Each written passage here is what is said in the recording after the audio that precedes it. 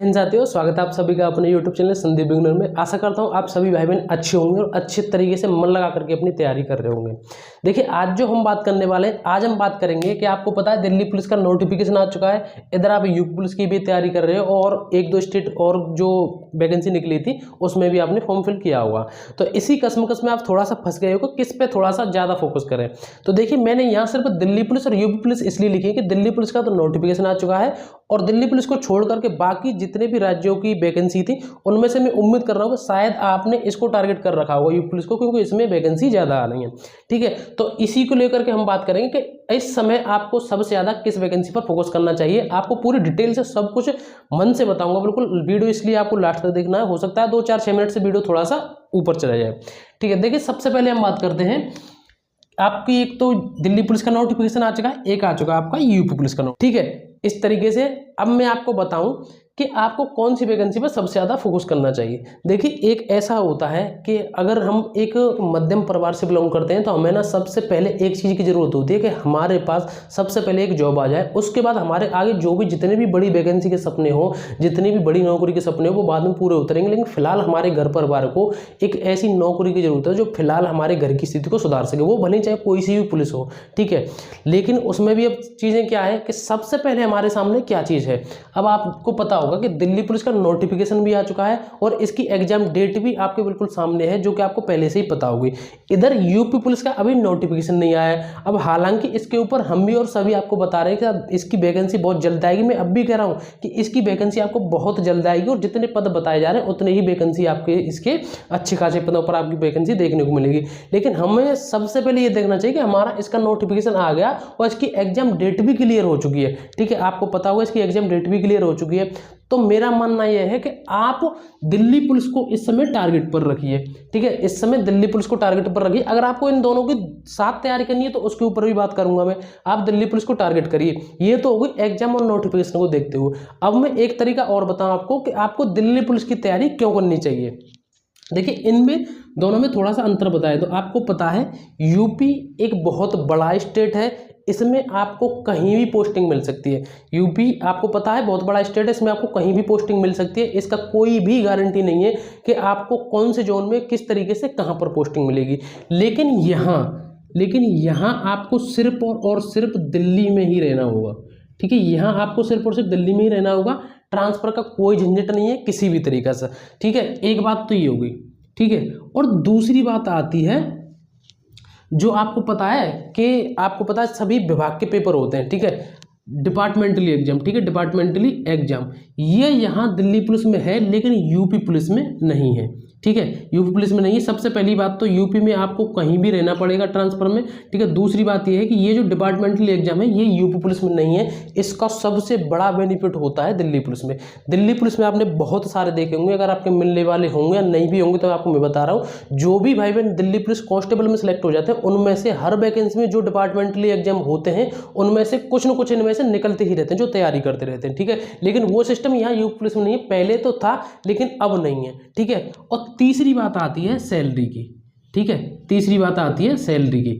तो आपको पता है ये स्टेट पुलिस है और ये आपको पता है केंद्र की पुलिस है। ठीक है, और इसमें सैलरी ज़्यादा है, इससे ये आपको पता ही होगा। ठीक है, तो इसमें इस तरीके से कई सारे अंतर हो जाते हैं जो यहाँ से देखने के बाद ये पता चलता है कि फिलहाल हमें दिल्ली पुलिस पर फोकस करना चाहिए। हालांकि नौकरी कोई बुरी नहीं है। एक अगर हम ऐसी स्थिति में रह रहे हैं इस समय, जो हमारे सबसे पहले, चाहे हमें यूपी पुलिस मिले, चाहे बिहार पुलिस मिले, चाहे दिल्ली पुलिस, चाहे एमपी पुलिस, हमें सबसे पहले एक नौकरी की जरूरत है। लेकिन इसलिए मैंने आपको बताया दिल्ली पुलिस, क्योंकि इसमें आपको पता है कि आपके नोटिफिकेशन आ चुका है और उसकी एग्जाम डेट भी पहले है। और इसमें क्या थोड़ा सा अलग है यहाँ से वो मैंने यहाँ बता दिया। हालांकि बहुत अच्छी खुशी की बात है अगर आपका यहाँ भी सिलेक्शन आ गया। आपको पता है मैं भी यूपी पुलिस में हूँ तो भी बहुत अच्छी बात रहेगी। लेकिन इसमें आपका सिलेक्शन क्यों होना चाहिए, क्यों इस समय आपको इस पर तैयारी करनी चाहिए, तो इसलिए मैंने आपको ये सारी चीज़ें बता दी।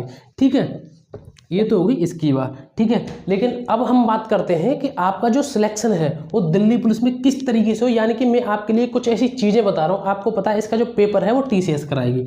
ठीक है, इसका जो पेपर है वो टीसीएस कराएगी और टीसीएस के अब तक जितने भी पेपर हुए हैं, यानी कि दिल्ली पुलिस के उसने जितने भी पेपर कराए हैं, उसके लिए मैं आपको बता दूं कि सबसे अच्छा तरीका है इसमें सिलेक्शन लेने का कि सबसे पहले इसको ना हमें पीवाईक्यू देखने होगा, किस तरीके से इसके प्रश्न आते हैं। ठीक है, तो मैं आपके लिए एक बहुत ही अच्छी बेस्ट बुक बता रहा हूँ सभी सब्जेक्ट की, चारों की। ठीक है, और ये जो मैं पहली बुक बता रहा हूँ ना, ये मैं आपसे खुले में बिल्कुल कह रहा हूँ, ये मेरे कहने से मत लेना, आप मार्केट में जाकर के खुद देखना, चेक करना, अगर आपको अच्छी लगे तो लेना। और ये अच्छी मुझे लगी, बहुत अच्छा इसमें कंटेंट है, इस हिसाब से आपका सिलेक्शन हो सकता है, इसीलिए मैं आपको इन बुक को बता रहा हूँ। देखिए चारों सब्जेक्ट की बुक है। सबसे पहले मैं आपको बताऊँ कंप्यूटर की। ठीक है, तो कंप्यूटर के इसमें ये करंट पब्लिकेशन की बुक है, दिल्ली पुलिस के जितने भी पेपर कराए हैं उसने टीसीएस ने अब तक। ठीक है, तो दिल्ली पुलिस के कांस्टेबल के हो या हेड कांस्टेबल, इसमें सब कुछ दे रखा है, इसमें सारे आपके पेपर दे रखे हैं जो भी अब तक कराए हैं। यार इतने प्रश्न हो गए, तो और इससे अलग और कितने प्रश्न बनेंगे। ठीक है, और उम्मीद करता हूँ आप पहले से पढ़ ही रहे होंगे कंप्यूटर वगैरह, और इसमें जो भी पीवाईक्यू है ना, उनसे पहले